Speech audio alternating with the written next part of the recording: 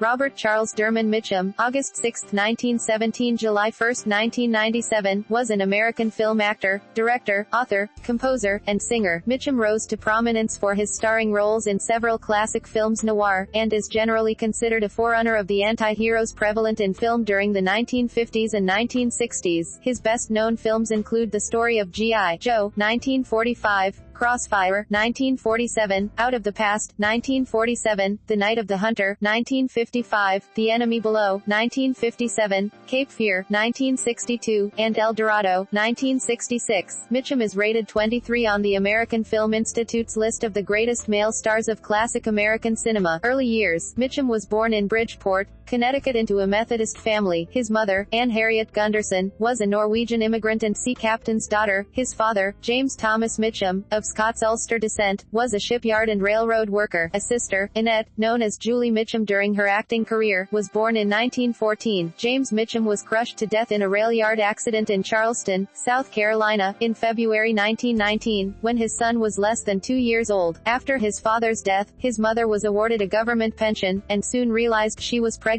with her second son, John, who was born in September. She remarried to a former Royal Naval Reserve officer, Lieutenant Hugh Cunningham Morris RNVR, who helped her care for the children. Anne and the Major had a daughter, Carol Morris, who was born July 1927 on the family farm in Delaware. When all of the children were old enough to attend school, Anne found employment as a linotype operator for the Bridgeport Post. Throughout Mitchum's childhood, he was known as a prankster, often involved in fistfights and mischief. When he was 12, his mother sent Mitchum to live with his grandparents in Felton, Delaware, where he was promptly expelled from his middle school for scuffling with the principal. A year later, in 1930, he moved in with his older sister, to New York's Hell's Kitchen. After being expelled from Harran High School, he left his sister and traveled throughout the country on railroad cars, taking a number of jobs including ditch digging for the Civilian Conservation Corps and professional boxing. He experienced numerous adventures during his years as one of the Depression-era's wild boys of the road. At age 14 in Savannah, Georgia, he was arrested for vagrancy and put on a local chain gang. By Mitchum's own account, he escaped and returned to his family in Delaware. It was during this time, while recovering from injuries that nearly cost him a leg, that he met the woman he would marry, a teenage Dorothy Spence. He soon went back on the road, eventually riding the rails to California. Acting career. Mitchum arrived in Long Beach, California, in 1936, staying again with his sister Julie. Soon the rest of the Mitchum family joined them in Long Beach. During this time he worked as a ghostwriter for astrologer Carol Reiter. It was sister Julie who convinced him to join the local theater guild with her. In his years with the Players Guild of Long Beach, he made a living as a stagehand and occasional bit player in company productions. He also wrote several short pieces which were performed by the guild. According to Lee Server's biography, Robert Mitchum, Baby, I Don't Care, Mitchum put his talent for poetry to work writing song lyrics and monologues for his sister Julie's nightclub performances. In 1940 he returned east to marry Dorothy Spence, taking her back to California. He remained a footloose character until the birth of their first child, James, nicknamed Josh. 2 more children would follow, Chris and Pete Ryan. Mitchum then got a steady job as a machine operator with the Lockheed Aircraft Corporation. A nervous breakdown, which resulted in temporary blindness, apparently from job-related stress, led Mitchum to look for work as an actor or extra in films. An agent he had met got him an interview with the producer of the Hopalong Cassidy series of B-Westerns. He was hired to play the villain in several films in the series during 1942 and 1943. He continued to find further work as an extra and supporting actor in numerous productions for various studios. After impressing director Mervyn Leroy during the making of 30 Seconds Over Tokyo, Mitchum signed a 7-year contract with RKO Radio Pictures. He found himself groomed for B-Western stardom in a series of Zane Grey adaptations. Following the moderately successful Western Nevada, Mitchum was lent from RKO to United Artists for the William Wellman-helmed The Story of G.I. Joe. In the film, he portrayed war-weary officer Bill Walker, based on Captain Henry T. Bosco, who remains resolute despite the troubles he faces. The film, which followed the life of an ordinary soldier through the eyes of journalist Ernie Pyle, played by Burgess Meredith, became an instant critical and commercial success. Shortly after making the film, Mitchum himself was drafted into the United States Army, serving at Fort MacArthur, California. At the 1946 Academy Awards, The Story of G.I. Joe was nominated for 4 Oscars, including Mitchum's only nomination for Best Supporting Actor. He finished the year off with a Western, West of the Pecos, and a story of returning Marine veterans, Till the End of Time, before filming in a genre that came to define Mitchum's career and screen screen persona, film noir. Film noir. Mitchum was initially known for his work in film noir. His first foray into the genre was a supporting role in the B-film When Strangers Marry, about newlyweds and a New York City serial killer. Undercurrent, another of Mitchum's early noirs, featured him playing against type as a troubled, sensitive man entangled in the affairs of his brother, Robert Taylor, and his brother's suspicious wife, Katharine Hepburn. John Brahms' The Locket, 1946, featured Mitchum as bitter ex-husband to Lorraine Day's femme fatale. Raoul Walsh's Pursued, 1947, combined Western and noir styles, with Mitchum's character attempting to recall his past and find those responsible for killing his family. Crossfire, also 1947, featured Mitchum as a member of a group of soldiers, one of whom kills a Jewish man in an act of anti-Jewish hatred. It featured themes of anti-Semitism and the failings of military training. The film, directed by Edward Mitreich, earned 5 Academy Award nominations. Following Crossfire, Mitchum starred in Out of the Past, also called Build My Gallows High, directed by Jacques Tourneur and featuring the cinematography of Nicholas Musorica. Mitchum played Jeff Markham, a small-town gas station owner and former investigator, whose unfinished business with gambler Whit Sterling, Kirk Douglas, and femme fatale Kathy Moffat, Jane Greer, comes back to haunt him. On September 1, 1948, after a string of successful films for RKO, Mitchum and actress Leela Leeds were arrested for possession of marijuana. The arrest was the result of a sting operation designed to capture other Hollywood partiers as well, but Mitchum and Leeds did not receive the tip-off. After serving a week at the county jail, he described the experience to a reporter as being like Palm Springs, but without the riff-raff. Mitchum spent 43 days, February 16 to March 30, at a Castaic, California prison farm, with Life magazine photographers right there taking photos of him mopping up in his prison uniform. The arrest became the inspiration for the exploitation film She Shoulda Said No, 1949, which starred Leeds. The conviction was later overturned by the Los Angeles Court and District Attorney's Office on January 31, 1951, with the following statement: after it was exposed as a setup, a segment of TCM's private screenings, Mitchum tells host Robert Osborne that his arrest in the marijuana raid never happened, that it was completely staged by the movie studio's publicity department. This claim left Osborne visibly stunned, whether despite, or because of, his troubles with the law and his studio. The films released immediately after his arrest were box office hits. Rachel and the Stranger, 1948, featured Mitchum in a supporting role as a mountain man competing for the hand of Loretta Young, the indentured servant and wife of William Holden, while he appeared in the film adaptation of John Steinbeck's novella The Red Pony, 1949, as a trusted cowhand to a ranching family. He returned to true film noir in The Big Steal, also 1949, where he again joined Jane Greer in an early Don Siegel film. Career in the 1950s and 1960s. In Where Danger Lives, 1950, Mitchum played a doctor who comes between a mentally unbalanced Faith Domergue and cuckolded Claude Rains. The Racket was a noir remake of the early crime drama of the same name and featured Mitchum as a police captain fighting corruption in his precinct. The Joseph von Sternberg film Macau, 1952, saw Mitchum a victim of mistaken identity at an exotic resort casino, playing opposite Jane Russell. Otto Preminger's Angel Face was the first of 3 collaborations between Mitchum and British stage actress John Simmons, in which she plays an insane heiress who plans to use young ambulance driver Mitchum to kill for her. Mitchum was expelled from Blood Alley, 1955, purportedly due to his conduct, especially his reportedly having thrown the film's transportation manager into San Francisco Bay. According to Sam Osteen's memoir, Cut to the Chase, Mitchum showed up on set after a night of drinking and tore apart a studio office when they didn't have a car ready for him. Mitchum walked off the set of the 3rd day of filming Blood Alley, claiming he could not work with the director because Mitchum was showing up late and behaving erratically. Producer John Wayne, after failing to obtain Humphrey Bogart as a replacement, took over the role himself. Following a series of conventional westerns and films noir, as well as the Marilyn Monroe vehicle River of No Return, 1954, he appeared in Charles Laughton's only film as director, The Night of the Hunter, 1955. Based on a novel by Davis Grubb, the thriller starred Mitchum as a monstrous criminal posing as a preacher to find money hidden by his cellmate in the Selmades home. His performance as Reverend Harry Powell is considered by many to be one of the best of his career. Stanley Kramer's melodrama Not as a Stranger, also released in 1955, was a box office hit. The film starred Mitchum against type, as an idealistic young doctor, who marries an older nurse, Olivia de Havilland, only to question his morality many years later. However, the film was not well received, with most critics pointing out that Mitchum, Frank Sinatra and Lee Marvin were all too old for their characters. Olivia de Havilland received top billing over Mitchum and Sinatra. On March 8, 1955, Mitchum formed DRM, Dorothy and Robert Mitchum, Productions to produce 5 films for United Artists, though only 4 films were produced. The first film was Bandito, 1956. Following a succession of average westerns and the poorly received Foreign Intrigue, 1956, Mitchum starred in the first of 3 films with Deborah Kerr. The John Huston war drama Heaven Knows, Mr. Allison, starred Mitchum as a Marine corporal shipwrecked on a Pacific island with a nun, Sister Angela, Deborah Kerr, being his sole companion. In this character study, they struggle to resist the elements and the invading Japanese army. The film was nominated for 2 Academy Awards, including Best Actress and Best Adapted Screenplay. For his role, Mitchum was nominated for a BAFTA Award for Best Foreign Actor. In the World War II submarine classic The Enemy Below, 1956, Mitchum gave a strong performance as U.S. Naval Lieutenant Commander Morrill, the captain of a U.S. Navy destroyer who matches wits with a German U-boat captain Kurt Jürgens, who would star with Mitchum again in the legendary 1962 movie The Longest Day. The film won an Oscar for special effects. Thunder Road, 1958, the second DRM production, was loosely based on an incident in which a driver transporting moonshine was said to have fatally crashed on Kingston Pike in Knoxville, Tennessee, somewhere between Bearden Hill and Morrell Road. According to Metro Pulse writer Jack Renfro, the incident occurred in 1952 and may have been witnessed by James Agee, who passed the story on to Mitchum, who not only starred in the movie, but also produced the film, co-wrote the screenplay, and is rumored to have directed much of the film himself. Mitchum also co-wrote, with Don Ray, the theme song, The Ballad of Thunder Road. He returned to Mexico for The Wonderful Country, 1959, and Ireland for A Terrible Beauty, The Night Fighters for the last of his DRM productions. Mitchum and Kerr reunited for the Fred Zinman film, The Sundowners, 1960, where they played husband and wife struggling in Depression-era Australia. Opposite Mitchum, Kerr was nominated for yet another Academy Award for Best Actress, while the film was nominated for a total of 5 Oscars. Robert Mitchum was awarded that year's National Board of Review Award for Best Actor for his performance. The award also recognized his superior performance in the Vincent Minnelli Western drama Home from the Hill, also 1960. He was teamed with former leading ladies Kerr and Simmons, as well as Cary Grant, for the Stanley Donen comedy The Grass is Greener the same year. Mitchum's performance as the menacingly vengeful rapist Max Cady in Cape Fear, 1962, brought him even more attention and furthered his renown as playing cool, predatory characters. The 1960s were marked by a number of lesser films and missed opportunities. Among the films Mitchum passed on during the decade was John Huston's The Misfits, the last film of its stars Clark Gable and Marilyn Monroe, the Academy Award-winning Patton, and Dirty Harry. The most notable of his films in the decade included the war epics The Longest Day, 1962, and Anzio, 1968, the Shirley MacLaine comedy musical What a Way to Go, 1964, and the Howard Hawks western El Dorado, 1966, a remake of Rio Bravo, 1959, in which Mitchum took over Dean Martin's role of the drunk who comes to the aid of John Wayne. He then teamed with Martin for the 1968 western Five Card Stud, playing a homicidal preacher. Music career. One of the lesser-known aspects of Mitchum's career were his forays into music, both as singer and composer. Critic Greg Adams writes that unlike most celebrity vocalists, Robert Mitchum actually had musical talent. Mitchum's voice was often used instead of that of a professional singer when his character sang in his films. Notable productions featuring Mitchum's own singing voice included Rachel and the Stranger, River of No Return and The Night of the Hunter. After hearing traditional calypso music and meeting artists such as Mighty Sparrow and Lord Invader while filming Heaven Knows, Mr. Allison in the Caribbean island of Tobago, he recorded Calypso, Is Like So, in March 1957. On the album, released through Capitol Records, he emulated the Calypso sound and style, even adopting the style's unique pronunciations and slang. A year later he recorded a song he had written for the film Thunder Road, titled The Ballad of Thunder Road. The country-style song became a modest hit for Mitchum, reaching No. 69 on the Billboard Pop Singles chart. The song was included as a bonus track on a successful